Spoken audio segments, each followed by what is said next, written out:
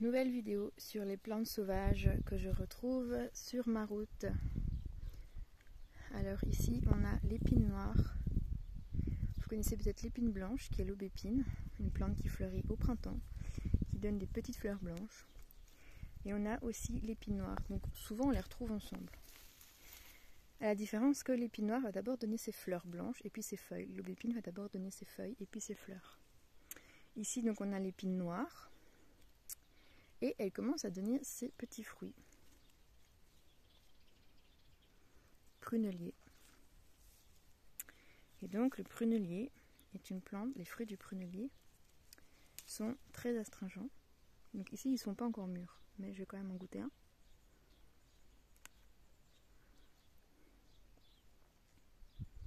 Donc on sent vraiment l'astringence qui est hyper marquée.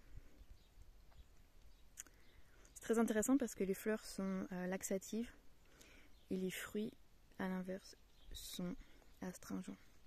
Donc laxatif, ça va aider quand il y a la constipation. Astringent, ça va aider quand il y a de la diarrhée.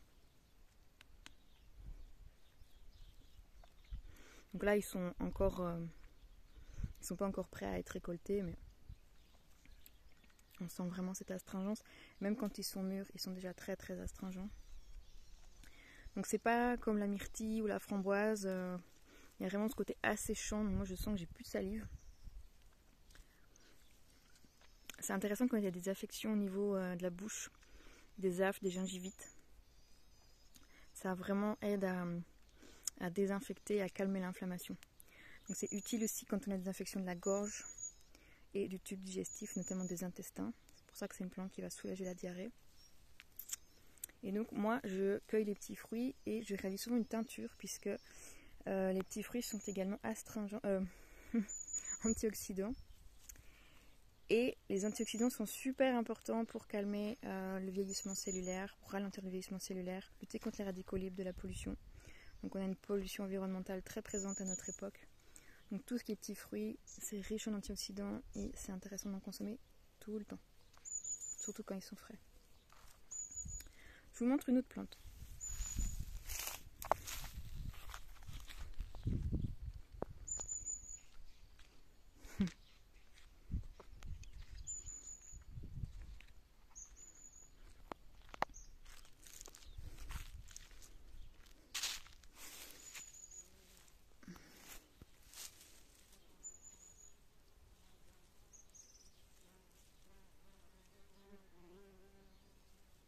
Elle est très très mellifère. C'est la salicaire.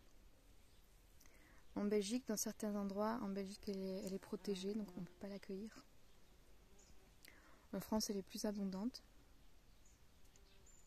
Elle est vraiment très belle. Moi, je l'aime beaucoup. Ici, il y a un peu de menthe sauvage qui s'est mélangée avec elle. On la voit ici. La menthe. Et la salicaire, c'est aussi une plante antidiarrhéique, donc de nouveau, qui va être astringente, qui va avoir les mêmes actions que je viens de vous citer pour les fruits du prunelier.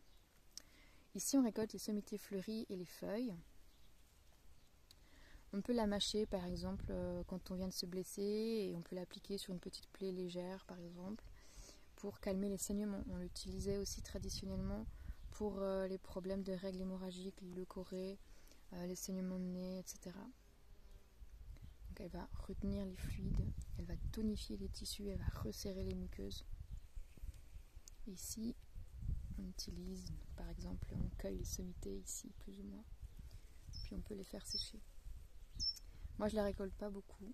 C'est une plante que j'aime beaucoup, mais je la cueille de temps en temps, quelques fleurs pour une infusion, mais c'est pas une plante que je récolte pour la faire sécher. Je vous montre une troisième plante super intéressante qui est vraiment juste pas loin, sur le petit chemin où je suis. Petit chemin de campagne. Il y a beaucoup d'autres plantes.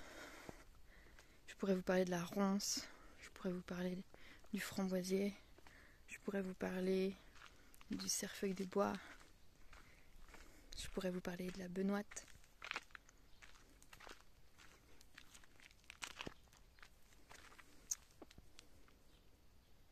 mais je vais vous parler de la cardère, qui est aussi une plante très mellifère. Coucou.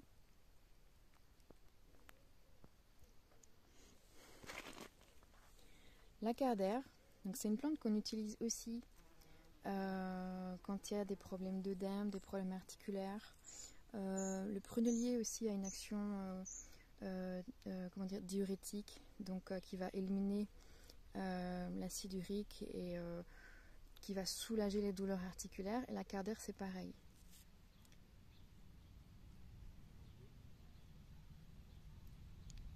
C'est une plante qui soulage aussi les problèmes d'œdème quand il y a une stagnation de liquide dans les tissus, surtout dans le bas du corps. C'est une plante dont on utilise les racines comme tonique digestive, donc qui va stimuler la digestion. On parle de plante apéritive. Donc ça va stimuler les sucs digestifs pour stimuler ensuite la digestion et faciliter la digestion des nutriments. Donc si on a des problèmes de digestion lourde, qu'on se sent fatigué après les repas, ça peut être intéressant de prendre la racine de cette plante avant les repas. Ou les personnes qui souffrent d'anorexie aussi, qui ont du mal à trouver l'appétit, ça peut aider. Mais si je vous parle de cette plante aujourd'hui, c'est parce que c'est une plante qui est étudiée dans la maladie de Lyme.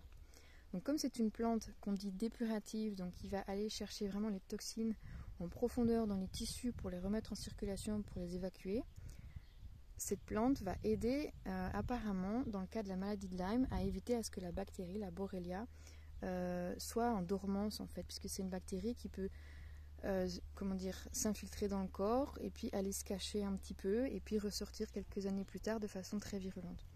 Donc si on se fait piquer par une tique et qu'on commence à avoir un érythème, donc un cercle autour de la piqûre qui se forme, ça pourrait être intéressant de prendre la cardère directement pendant une longue période, donc plusieurs semaines, pour éviter que cette bactérie justement aille s'infiltrer dans les tissus et devenir latente.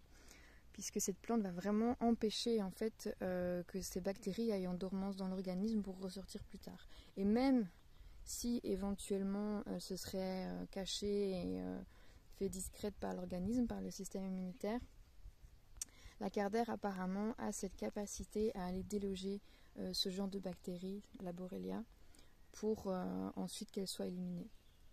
Donc si cette propriété n'est pas très connue en herboristerie européenne, c'est beaucoup aux États-Unis qui font des recherches là-dessus et c'est assez prometteur. Donc si le sujet vous intéresse, je vous invite vraiment à vous y pencher puisqu'elle a donné des très très bons résultats. On utilise normalement la racine, mais certaines personnes utilisent la plante entière. Ça dépend un peu des herboristes. Et je vous montre aussi ses feuilles.